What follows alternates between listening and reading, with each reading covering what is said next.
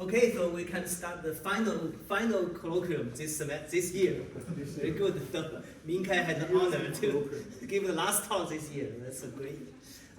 So Min-Kai, I've known for a while, and he was a specialist on astrophysical fluid dynamics with application to protoplanetary disks, all kinds of disks. Min-Kai was I think it was a PhD from Cambridge. Working with John Papalozu, and then he went to CETA, a postdoc, in Arizona, second postdoc, prize postdoc in Arizona. That's right. And went back to Astronomy Institute, Institute of Astronomy and Astrophysics, Academia Sinica. That's right. In Taipei.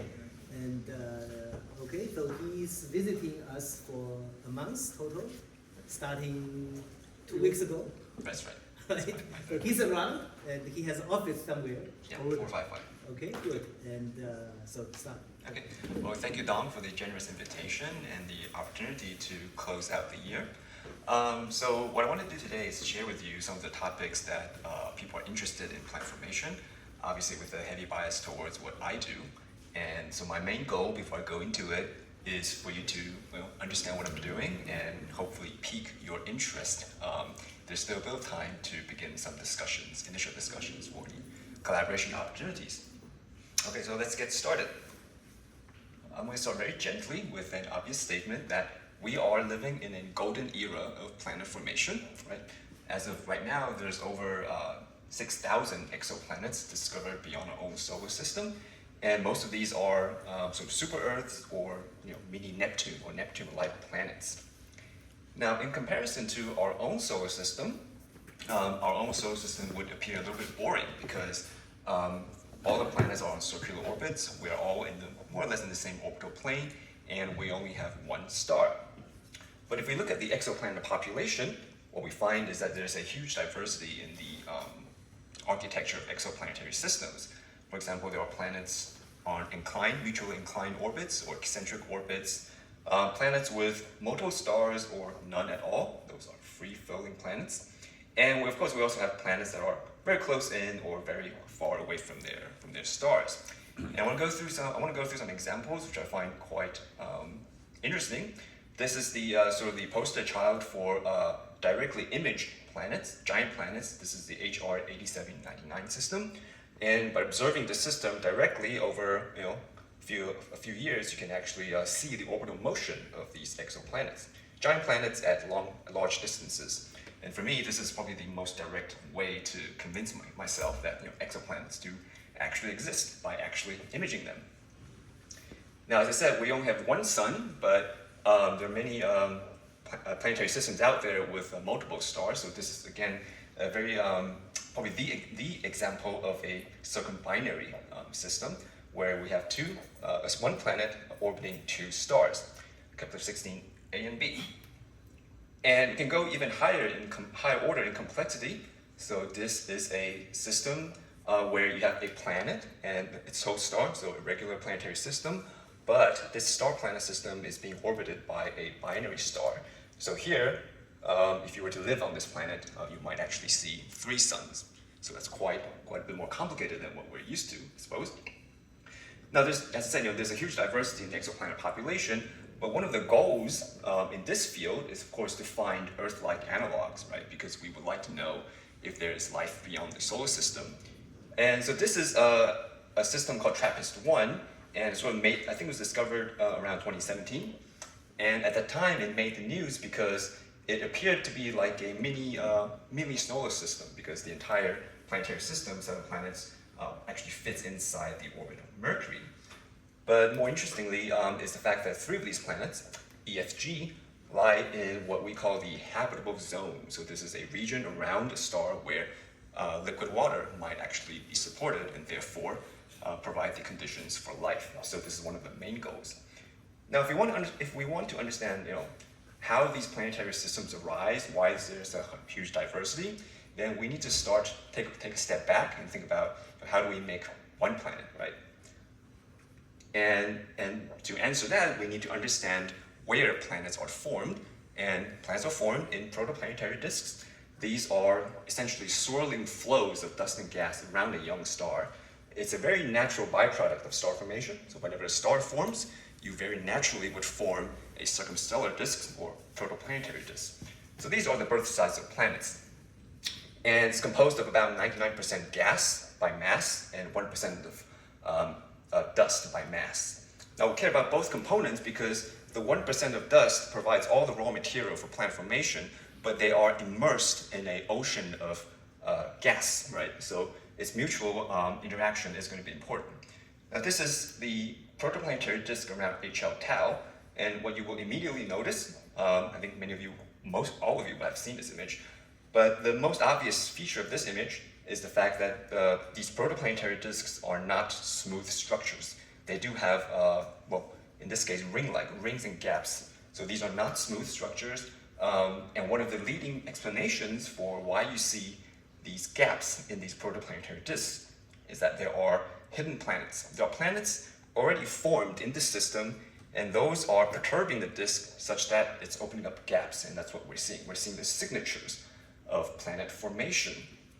Now all of that was quite theoretical until a couple of years ago, and this year there was a very exciting discovery of exactly this system. So this is not a simulation, this is an actual observation of a protoplanetary disk with a direct image planet, and the planet resides inside a gap. So this is a very direct evidence of, first of all, planet forming a disk, and the planet interacting with the disk, forming structures in the disk, and we are seeing both of these.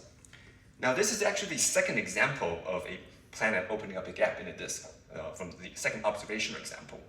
The first one is a little bit more of an extreme case where you have, this is the PDS-70 system, and here you have two giant planets residing inside a cavity in a protoplanetary disk. So the idea is you have a protoplanetary disk, two giant planets are formed, and they are perturbing the disk, and they're carving out this cavity, PDS-70b and PDS-70c. I think there are expected to be several Jupiter masses, and in fact, around each of these giant planets, we expect the formation of circumplanetary disks. So you have planet, a disk around the planet, and another disk around two planets, right? So quite complicated system. So I just spent quite a few slides trying to convince you that planets do form in disks, but I haven't really talked about how planets form in disks, and that's sort of the main point of this talk, right? Planet formation. So in a nutshell, the current mainstream theory of planet formation is a bottom-up approach, where we start off from micron-sized dust grains, and these micron-sized dust grains, when they collide and hit each other, there are surface forces that help stick them together.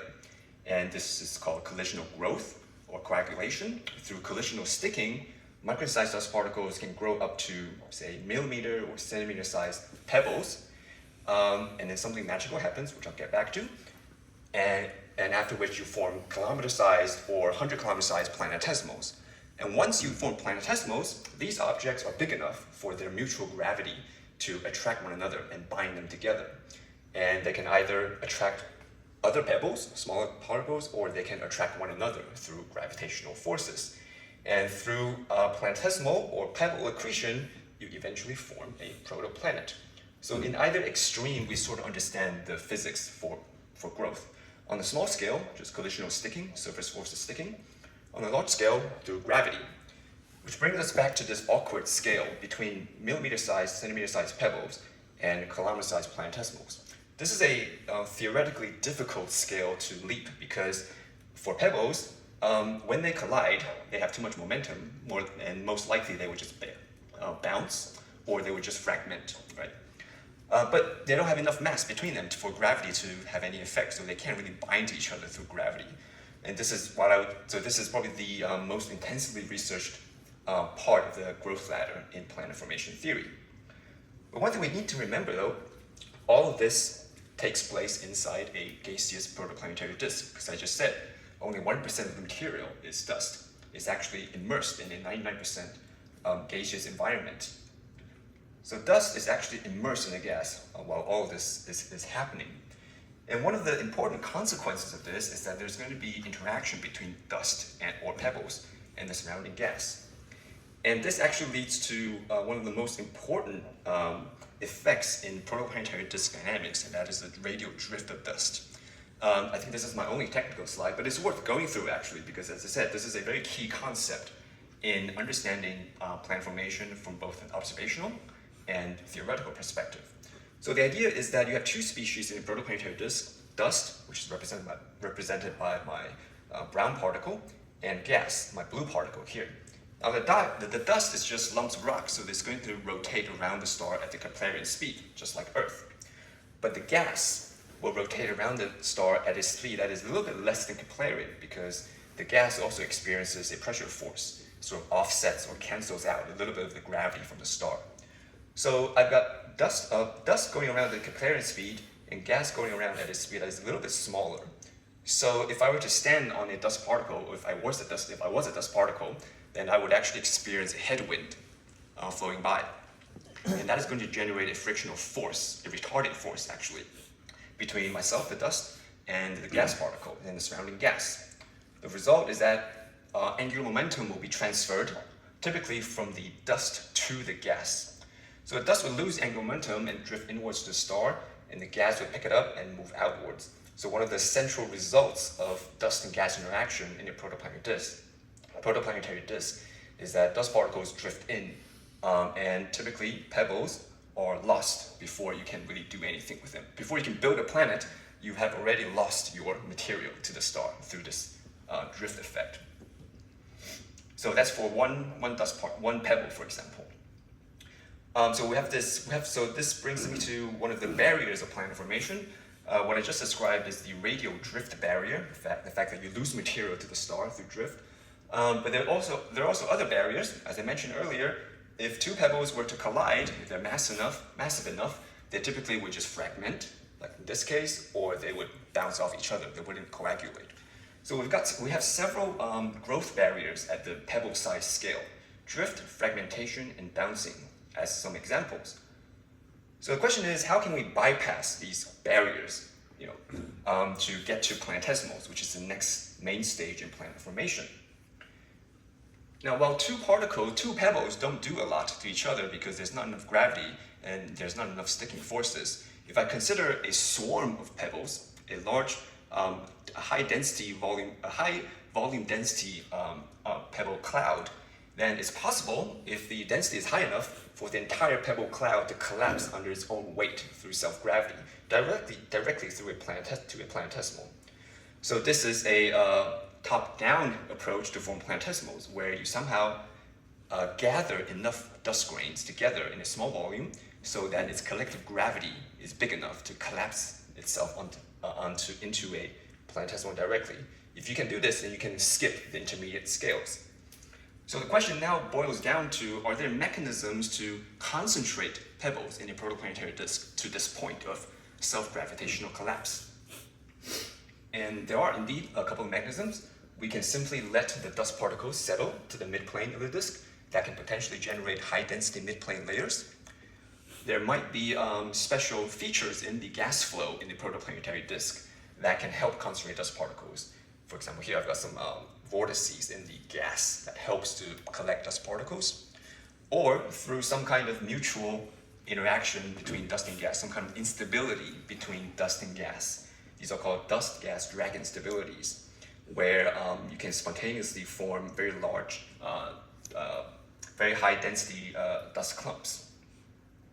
So I'll focus on the last one for now.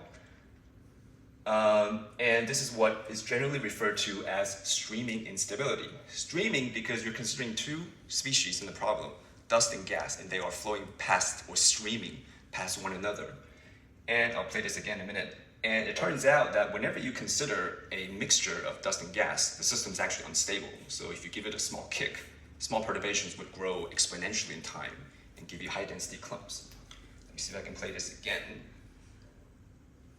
This is a numerical simulation carried out by Tsung-Dao Lee from around 2019, but still one of the more sophisticated simulations. And what you see is happening is, this is the particle density. Initially, you form some filaments, and these filaments break down into these bright spots. These are individual planetesimals, and then they can either accrete more pebbles, or they can accrete one another, or coalesce with one another through gravity.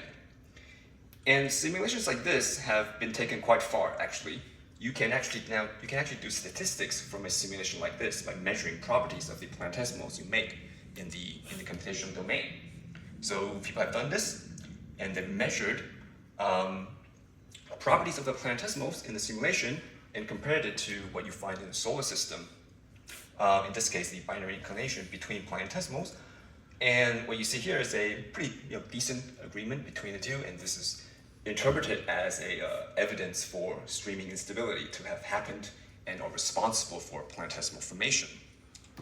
Now, what my team in Taipei has been doing is we've been sort of taking a step back and asking, well, this is great, but a real protoplanetary disk might be quite complicated, lots of other things going on, right? So the question we pose is, how does this mechanism operate under quote and unquote more realistic disk conditions?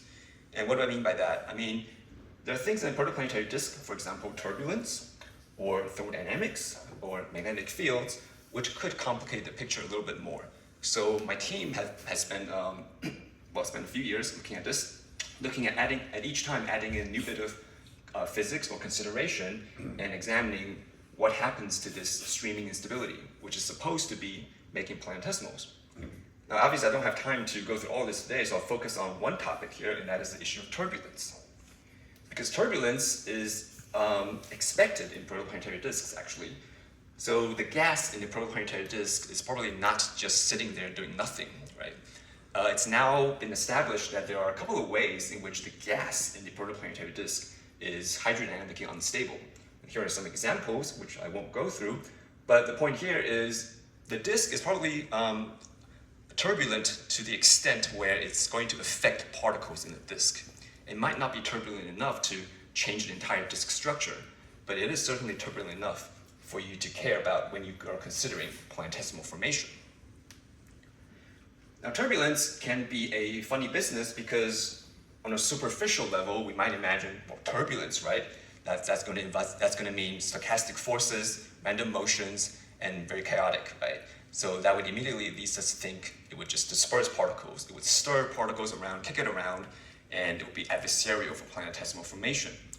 But in the case of disk turbulence can sometimes actually reorganize itself into larger structures, which actually collect dust particles rather than disperse them.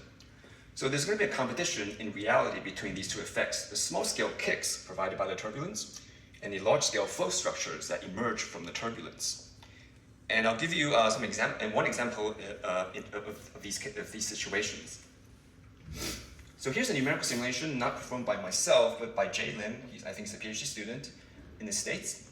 So in this simulation, they are simulating the streaming instability, so this mixture between dust and gas, and they are by hand putting in some turbulence, right? Some turbulent forcing put in by hand. In the case where they don't do that, so no turbulence, you form these nice dust clumps. This is a side view of the disk. But as soon as they introduce some level of stirring by hand, some level of turbulence, the particle layer gets puffed up. You no longer have any dust clumps. And if you really increase the turbulence level, the entire layer is dispersed, and you have no hope of making planetesimals because there's just no high density clumps in the domain. Now, this is for forced turbulence, so artificial turbulence.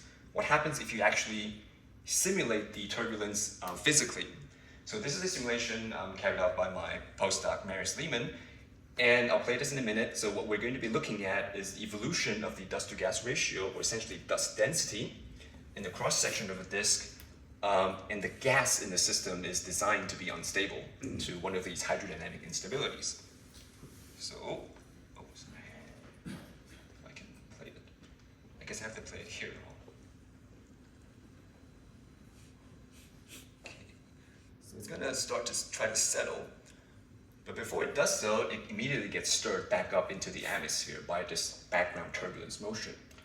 Now in this case, the turbulence has successfully just redistributed the particles, or redistributed the dust across the entire vertical column of the disk. This little lump here is actually artificial. It's due to initial conditions we put in.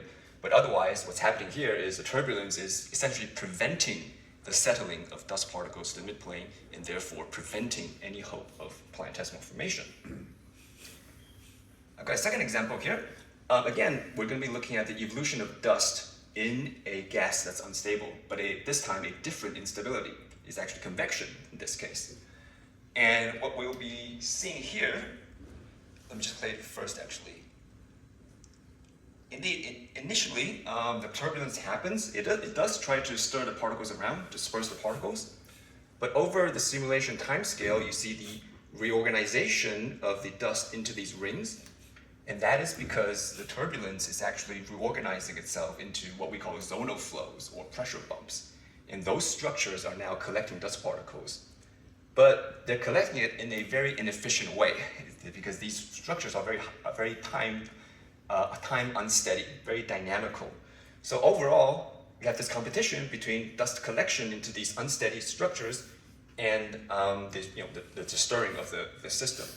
So at the end of the day, we don't actually get a very significant enhancement in the dust-to-gas ratio. So again, we've not produced conditions favorable for plant test formation because the stirring effect is a little bit stronger in this case. These are axisymmetric? These are axisymmetric simulations. Okay. That's right.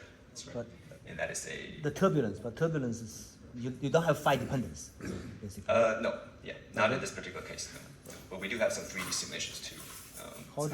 How the turbulence can be, when you put in the turbulence, only m equals 0? So in this case, yes, this is by design. By design, okay. By design, yeah. Okay. But we also have simulations in the full 3D as well, which I won't show here. If people do a 2D simulation, can they form planesimals in the 2D simulation? So if you just have a ring, is it possible? I think so. A lot of the sort of standard streaming and stability simulations are actually in fact 2D, and those can give you and you get the densities very high density curves. Okay. Yeah. And as I'm about to show you actually. So I've got one final example of dust and gas interaction in a turbulent environment, but the outcome here is going to be a little bit different to the previous two examples. Again, I'll play the movie. Very similar thing is happening here. Sorry about the low resolution. But you have turbulent stirring. But again, over long time scales, the particles are being collected into these rings. These rings are highly dynamical, but if you look at the numbers here, these red spots here, these are actually dust-to-gas ratios of about 100. So quite high, quite a bit higher. In the previous simulations, I was getting something like 0.1. Right here, I'm getting 100. So, and for a dust-to-gas ratio of 100, that is actually enough to trigger planetesimal formation if we were to include self-gravity in the simulations, which we don't have here. So I'll give you 3 or 4 examples where the situation is always turbulent stirring of particles and collection of particles. Sometimes turbulence wins, sometimes collection wins, and there's unfortunately no definite outcome. It depends on the particular origin of the instability or turbulence. So the previous one was convection, which one is this? This is actually a dust-gas instability. It's like streaming. It's a modified or a variation of the original streaming instability. Yeah. A little subtle difference, but generally a dust and gas instability. So there's no definite outcome. The question is, does turbulence help or interfere with planetesimal formation? But what we do know as a definite outcome is planets do form somehow. So planetesimals must have formed somehow. So I'm going to take a giant leap now and just assume, well, whatever is happening here at this stage, it has to produce planetesimals, right? And therefore planets. So the next question my team asked was, well, what happens after planet formation? Because we know it definitely happens. And it turns out that even after planet formation, the story's not over. A very typical outcome of post-planet formation is the fact that the planet will continue to interact with the protoplanetary disk. So here's a numerical simulation of that situation. I'm simulating a protoplanetary disk with an embedded giant planet. I think this is actually a Saturn or Jupiter mass planet here. And the answer is already on the screen, but let me play the movie anyway. When a planet forms in a protoplanetary disk, if it's massive enough, the planet will carve a gap in the system. And so it will clear out material around its orbital radius, and material will also pile up on the edges of the gap. So gap formation is quite a typical outcome of planet disk interaction. And very often when we do these kind of simulations, we would treat the disk as 2-dimensional to save computation time, because the disk is quite thin.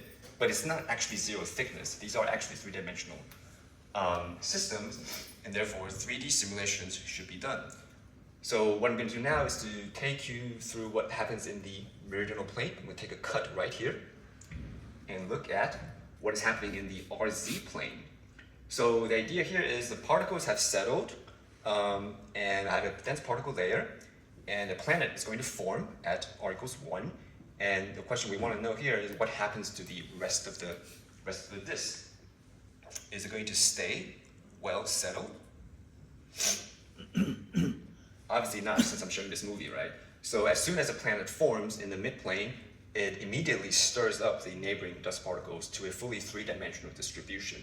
And that is because planet-disk interaction can bring about fully three-dimensional gas flows, which sort of complicates the dust distribution. So you still have a gap in the system, but you have fully 3D distributions in the dust, which you will miss if you do 2D simulations. Now, this idea of planet forming gaps in the disk is very powerful because it can be used to this is what we call puffed up gap edges, because it can be used to explain observations. So let's come back to a little bit about observations. Sorry, what determines the width of the gap? Mainly the planet mass, I think, and also the viscosity in the disk. But in the simulation setup, what do you set up? You said Jupiter mass, right? Oh, so yeah, I think No, this. I mean is that part of your input? You just put in the gap already, or? Oh no, it's produced naturally by the planet's gravitational interaction with the disk. So the planet perturbs the disk essentially. No, he's asking, how did you generate the planet? Was it formed from this material, or did you put it in by hand? Oh, the planet's put in by hand. Yeah, planet is just a point mass potential which we sort of turn on in a system. So we sort of ignore the actual planet formation process and assume somehow it's formed and it's there. What happens in the disk? So the idea that planets form gaps in the disk can be used to interpret observations. So here's an observation of the system of the disk around AS209. I've got 2 bright rings and 2 dark gaps here. And by doing a lot of numerical simulations and tuning your parameters, it's possible to get a match between hydrodynamic simulations and the observations. So for example, Model C, both of these are disk-planet interaction simulations. But Model C here produces a decent fit with the observations.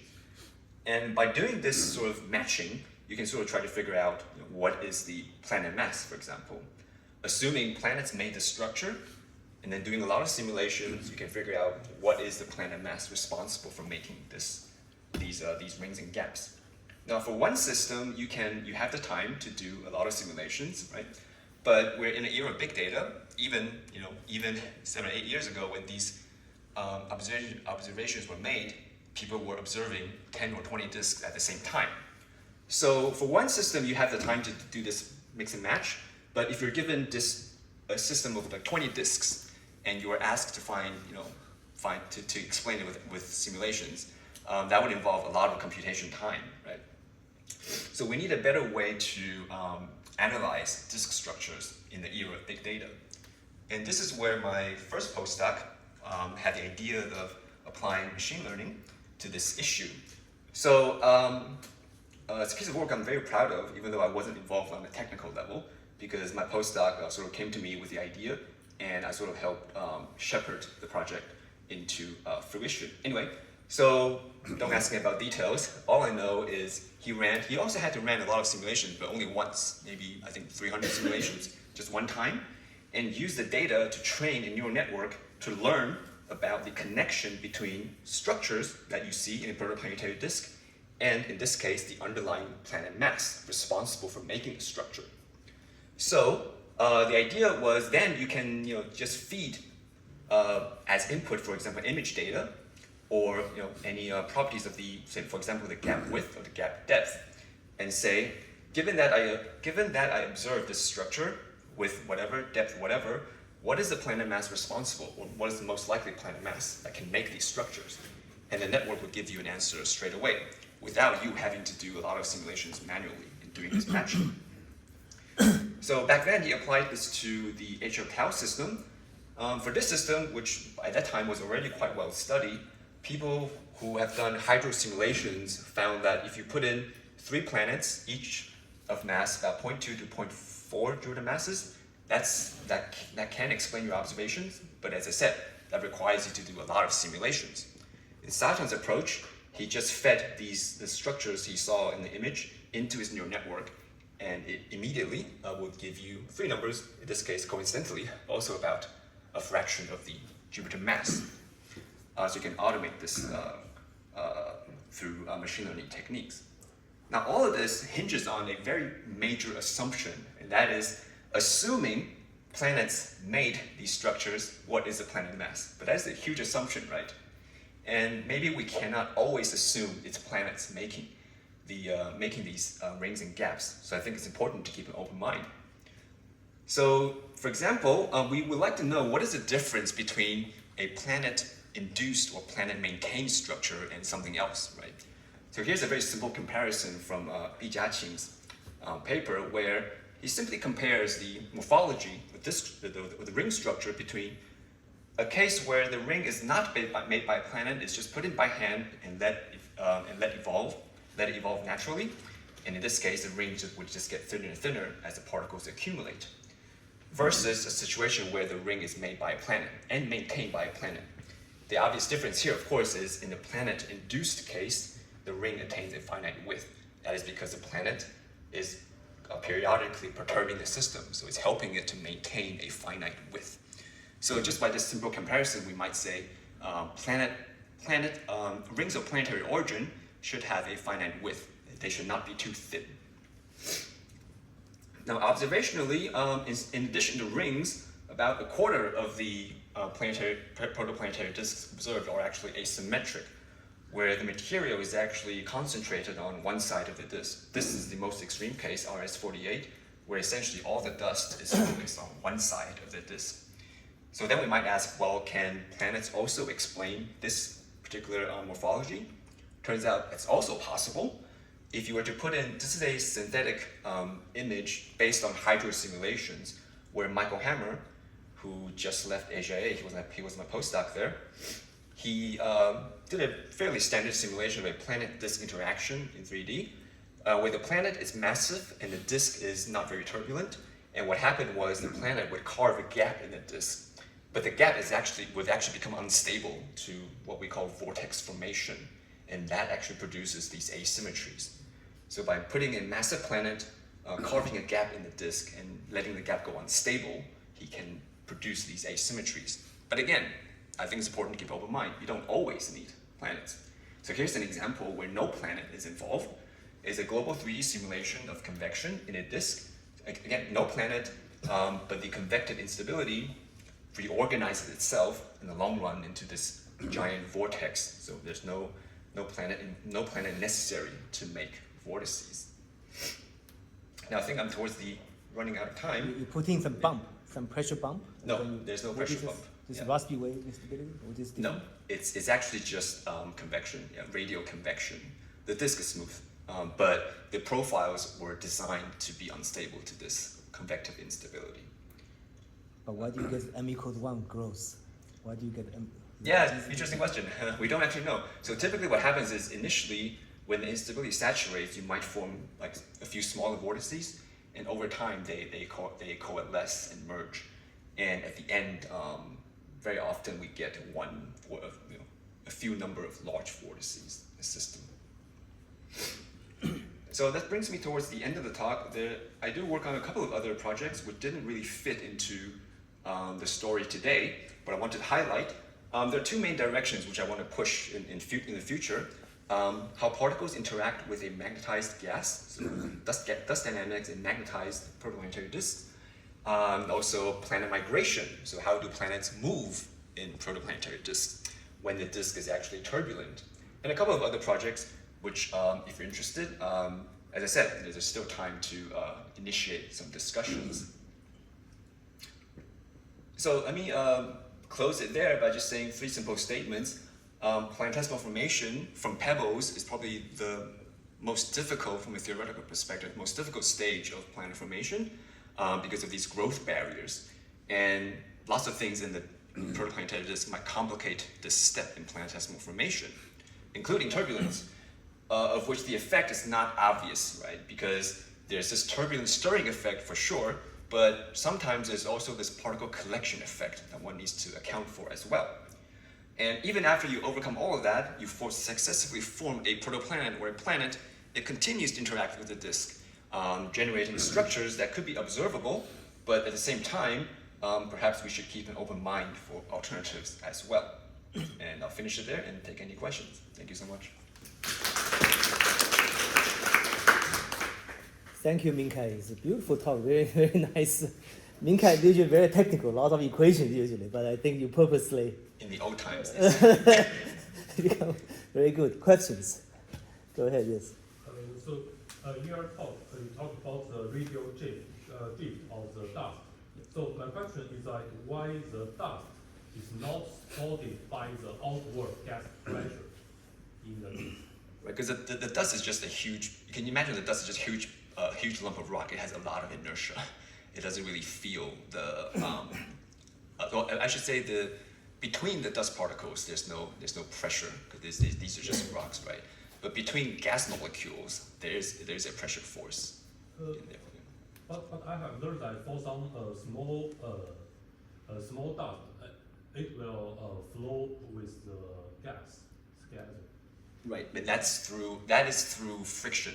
So if the dust particles are really, really small, then they would experience a large frictional force from the gas on an individual basis, and that would bring the dust velocity to the gas velocity. So you can imagine, so for infinitely small dust particles, they would feel the pressure because they're tied to the gas. But for larger dust grains, which is like pebble sizes, which is what we're discussing here, they by themselves don't really feel any pressure forces. So that when we talk about the radial drift, what is the tolerance scale of the dust? Yeah, we're talking something like millimeter, centimeter, maybe even meter size objects. Yeah, so well larger than the micron size dust grains. So a question about the turbulence. When dust and gas cool down and they burn a thin disk, what physical mechanism to pop them up induce the turbulence? Yeah. So there's a couple of mechanisms. The one I showed today, this one. Let me just go to the movie actually. This one specifically is. Actually, let me go back further. So in the in the disk community, there are a couple of known instabilities. One of which is called the vertical shear instability. This is due to the fact that, strictly speaking, the midplane of the disk actually has a different rotational velocity around the star than the top of the disk. So there's a shear here in the vertical direction. And it turns out that can make the disk unstable. And the outcome of that instability is typically a very large-scale vertical motion in the gas. So for this particular instability, if it's going to happen, it will try to stir the dust grains. I'm only showing the dust here, but the gas in the background is doing this basically, up and down, up and down, up and down, and that is stirring up and down. So that's consistent with the observation because of iron. Yeah, that's a good question. So I think it's very hard to decipher the origin of what's responsible for puffing up the layer in observations, because that's all you see, right? You can only measure at best a thickness, right? But it's hard to say what this is caused by, because there are other instabilities or other mechanisms that might help. For example, I just gave it the planet. The planet can also help maintain a finite. Maybe the time scale. What is the time scale of this variant? I guess Xianzong was maybe Right. when it's varying too much. This the previous movie, the movie. Yeah. So What is the time? What the time scale? This red thing. Yeah, I think this. I should check this. Okay, the time movie. scale. It's local dynamical time, more or less. It does have no dynamical time scales. That's right. Yeah. Like. So which is pretty depend on where can be very long, can be pretty long if you observe them at like 100 AU. Right. But for this particular instability, will probably operate around a few tens of AU. Tens of AU. So Tens of still, AU. It's dynamical time is years. Right. Many right. years. So it's quite rapid. but you cannot resolve this. This gets, you know, I guess if you observe, you see this dark spot. This is a ring. Are these transient rings? You won't be able to resolve the radial structure, of this turbulence because these are on sub-H scales. What's R naught? It's just a reference radius. You might take it as 10 AU, for example. And yeah, so the instability has a character. This instability has a characteristic length scale that is much smaller than the thickness of the disk. Yeah, so this is right now actually. I don't think you can resolve it. So it's ideal. So it's illicit fluid simulation. Essentially, yeah, essentially. So numerical viscosity. There's some numerical viscosity there for stability, but no meaningful physical viscosity. So you put alpha, no alpha. No alpha. Well, there's very small, very small alpha viscosity just to stabilize the simulation, but we don't think we think it's negligible essentially. Yeah. Sorry. So there are some exoplanets with disks around them with known masses. Right. I mean, you showed the case of AS209, but I'm not aware of that. I don't know if that's got a mass or not, but from any other technique. But there are disks with planets in them with known masses. Have you tried to simulate any of those? But I think the only ones I'm aware of is the PES-70 system, right? Okay.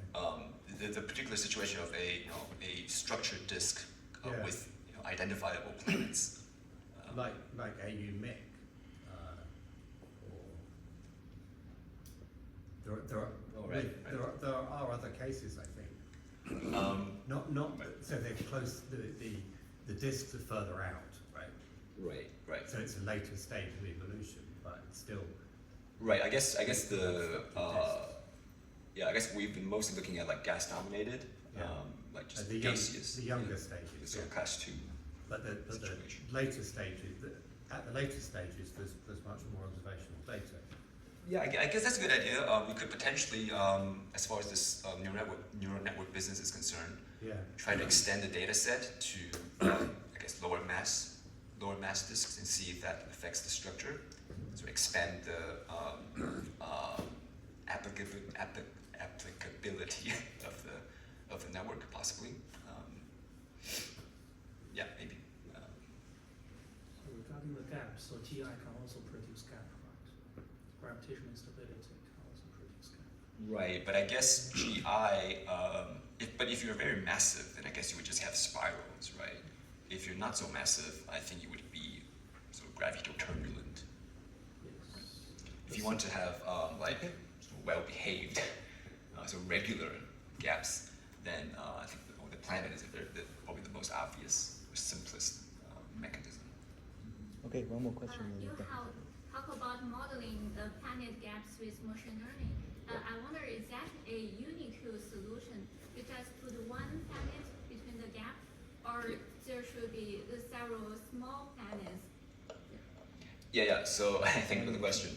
So as far as this model is concerned, all the data that's been used to train the model involve one planet and one gap. But you're right. When you actually do simulations, you could get multiple gaps for a single planet. That's also possible, but I think that's been filtered out for simplicity in this first application. So the training set is pretty idealized, just one planet with a clean, identifiable gap. Yeah. But we could probably try to generalize that can too. spit out 3 planets when you do this. Yes, that's because gaps. Okay, 3 gaps. Yeah, that's because we treated them individually. Individually. Yeah. Okay. Just ask one at a time, rather than at the same time. Okay, one last question. Does the vortex formation depend on the gas disk mass or mass ratio between planet and gas disk? Good question. So, short answer is no, because the vortex formation mechanism itself doesn't really involve the self-gravity of the fluid. So, as far as the physical mechanism is concerned, I would say no. Yeah. Okay, I think Min-Kai left out a lot of technical details. I know he's a very technical person, but he's around.